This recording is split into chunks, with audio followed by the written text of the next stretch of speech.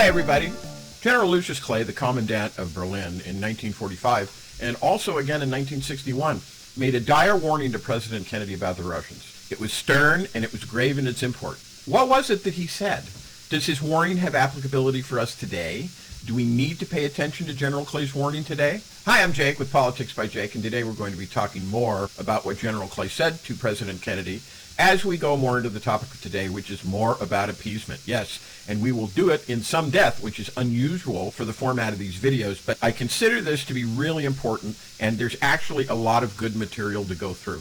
So let's get to that right now. Now, appeasement, which is something that I've talked about before in a video already up on my YouTube, which is Politics by Jake, is entitled Ukraine, Lead Up to World War III. Also, some comments on appeasement. And it talks about appeasement and basically stands for the idea that appeasement does not solve the problem of war. It only delays it, and also it assures that when war does come, it will be in a situation and a condition that is more favorable to your adversary. Machiavelli observed this very thing when he said, there is no avoiding war. It can only be postponed to the advantage of your enemy. Now, at the time of this video, we are about a year into what I like to call the conflict in Ukraine. Some don't like to call it a war. And ever since the war there started, there have been a group of people who have been calling upon the United States and Ukraine and NATO to engage in negotiation as a solution with various plans, including allowing Russia to just take the land which is invaded by force. Now, I am absolutely positively against such a thing, and I am much more of the opinion that Russia's aggression and their attempt to spread their power over all the world must be met at its earliest opportunity. And speaking for Politics by Jake, I can say that we here support the actions of the NATO member nations and the United States in aiding the Ukrainians and defending their sovereign nations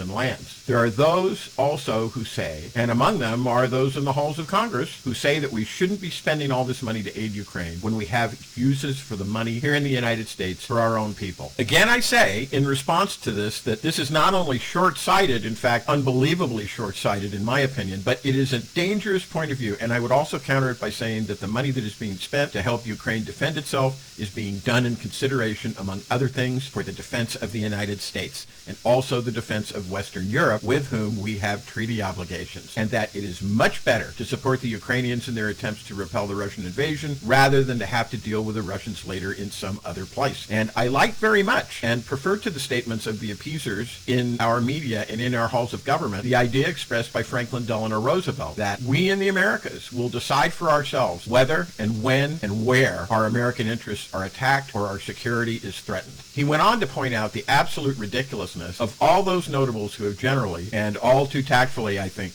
I call them appeasers, when he said, I have on many occasions said that the United States is mustering its men and its resources only for purposes of defense, only to repel attack. But we must be realistic when we use the word attack. We have to relate it to the lightning speed of modern warfare. Some people seem to think that we are not attacked until bombs actually drop in the streets of New York or San Francisco or New Orleans or Chicago. But they are simply shutting their eyes to the lesson that we must learn from the fate of every nation that the Nazis have conquered. The attack on Czechoslovakia began with the conquest of Austria. The attack on Norway began with the occupation of Denmark. The attack on Greece began with the occupation of Albania and Bulgaria. And the attack on the Suez Canal began with the invasion of the Balkans and North Africa. And the attack on the United States can begin with the domination of any base which menaces our security north or south. Nobody can foretell tonight just when the acts of the dictators will ripen into the attack on this hemisphere and upon us. But we know enough by now to realize that it would be suicide to wait until they are in our front yard. When your enemy comes at you in a tank or a bombing plane, if you hold your fire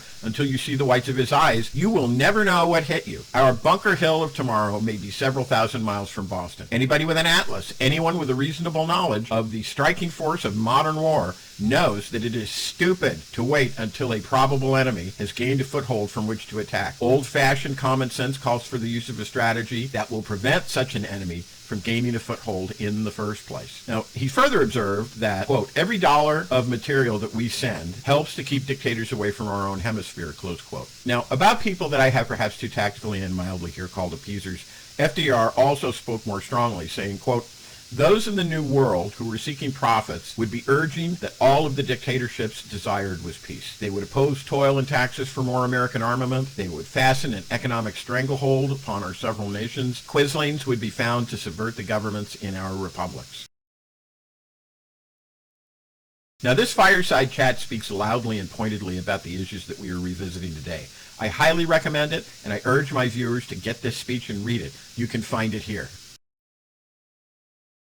And I would add, as a pertinent aside, does this sound like anything that we here in the U.S. have been experiencing since the rise of Donald Trump and his gang? Does this remind you of anybody in our halls of Congress who, in the most outrageous and stunning fashion, have brazenly supported the violent coup attempt of January 6th, a brazen and violent and murderous attempt to overthrow the government of the United States by subverting the will of the people? Does anyone doubt that they still, protected as they are by the apparent laissez-faire attitude in those halls of Congress, continuing to plot yet another coup attempt by using the organs of government to game the situation in their favor? Does anybody doubt that these same appeasers are in place in their various media organs? One is reminded of Abraham Lincoln's express doctrine of pre-concert, in which he said, "We cannot absolutely know that all of these exact adaptations are the result of pre-concert, but when we see a lot of framed timbers, different portions of which we know have been gotten out at different times and placed there by different workmen, and we see these timbers joined together and see that they exactly make the frame of a house or a mill, all the tenons and mortises exactly fitting, and all of the lengths and proportions of the different pieces exactly adapted to their respective places, and not a piece too many or too few, not omitting even scaffolding. Or if a single piece be lacking, we see the place in the frame exactly fitted and prepared to yet bring such a piece in. In such a case, we find it impossible not to believe that these various workmen all understood one another from the beginning and all worked upon a common plan or draft drawn up before the first lick was struck." And that's from a speech called A House Divided by Abraham Lincoln. And it's my point of view that it is most assuredly true that if Putin and his criminal gang are not stopped in Ukraine, they will not stop there. They will move forward. They will move as far as they can move. For further information on this, you can watch a companion video to this video on my YouTube page entitled "Uncovering Some Little Known and Startling Reasons Behind Putin's Invasion of Ukraine," which I recommend to you for more information on this topic of how Russia views their situation in relation to the rest of the world. Now, the reality of this situation is this. The invasion of Ukraine by the Russian Federation can't be described as anything except a craven, cowardly, and dastardly attack. Just about ever since this attack, teams have been going in and collecting evidence of atrocities and war crimes committed by the Russians, which include the killing of civilians. Their strategy seems to be to destroy civilian infrastructure, such as necessary things like the means of production for heat, electricity, destroying the houses and the apartments that the Ukrainians live in, all of which is creating a lot of hatred, a lot of sorrow, and a lot of sadness for these people that they have had to put up with during this past year. Now, the people who want to talk about appeasement, I think, may be looking at the United States through the jaundiced eye of the far left and accusing the United States of imperialism, such as was the common complaint of the left back in the 1960s. In answer to that, I would simply say, number one, this is not the same United States that exists now, but the facts of the matter are that the Russians in their various iterations, whether the Soviet Union or the Russian Federation, have regularly invaded and occupied their neighbors. They've done so in Latvia, Lithuania, Estonia. They did Poland in 1939. In 1938 was Czechoslovakia. 1956 was Hungary. 1940 was Romania. East Germany was in 1953. Georgia they did in 2008. Armenia in 1920. Afghanistan they did. Chechnya they did twice. And this is only a partial list. And in my opinion, they were mere weeks away from invading Nazi Germany when Nazi Germany invaded them. A convincing argument has been made for this hypothesis that I'm not going into now, but it's an interesting hypothesis, and it has some evidence to back it up. For one source that talks about this briefly, check out this link.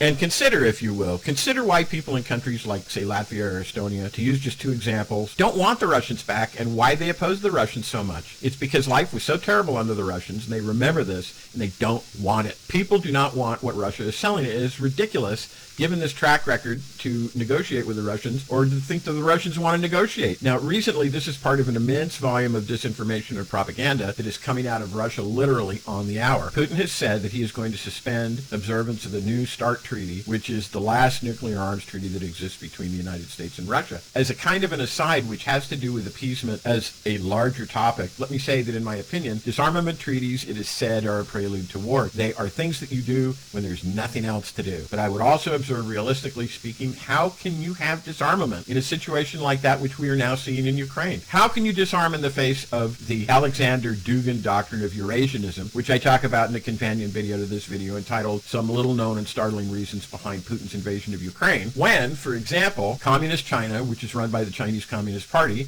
that, if I may define them further, that predatory gang of criminals, thugs, and hooligans were never signatories to any treaty like this in the first place, and quite the opposite. They're right now clearly attempting to run wild outside of the treaty structure and disrupt the peaceful lake of the South China Sea, which resulted from the United States defeated Japan after World War II. The test ban treaty promoted by Kennedy, that's also up for grabs. The Communist Chinese were never signatories on that. They have always refused to go along with that. So this is the situation we're in. And getting back to Ukraine and the general idea of appeasement, nobody who has any sense of perspective of any kind can negotiate with anybody, not merely Putin, but anybody, where they're executing civilians, bombing hospitals, savaging and destroying schools, civilian apartments, necessary infrastructure, so that people suffer rather than going after legitimate military targets, which would be bad enough. Accordingly, it's my opinion that in order for any negotiation to begin, there's absolutely, positively, just no question that Russia has to go back to its own borders. They have to withdraw from all the territories that it has taken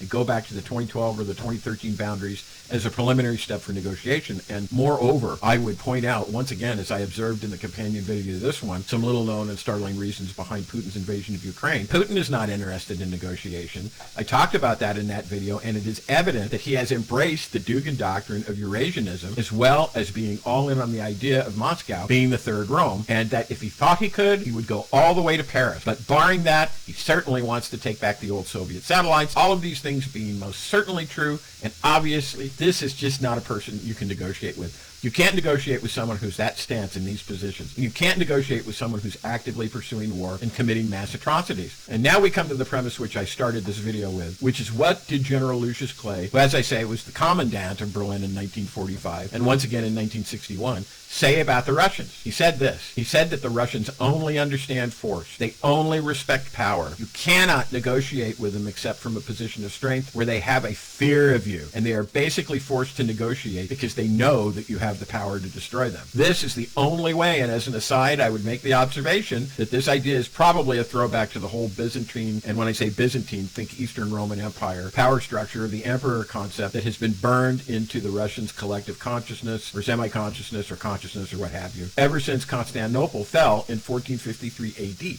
And if you're interested in finding out more about that, I have another companion video on this besides the little known and startling reasons video, which is called The Problem with Religion in Ukraine. And you can watch those and find out even more about this idea of the emperor concept that I'm talking about here. And as usual, if you like what you see and you're listening to, I urge you to both support me and subscribe to my videos. I'd like to give a shout to my colleague Daniela Walls at this time, who some of you may have seen, who is being interviewed, who has some of them you may know in her podcast, which you can find on her website, called The American System, which you can find at americansystem.tv. She's got some great guests on these podcasts, and I was just on it recently. Had a great time talking to her about a lot of these things. And she has a lot of other great guests that she talks to as well about some of these very same topics that I talk about here at Politics by Jake. So we'll see you next time.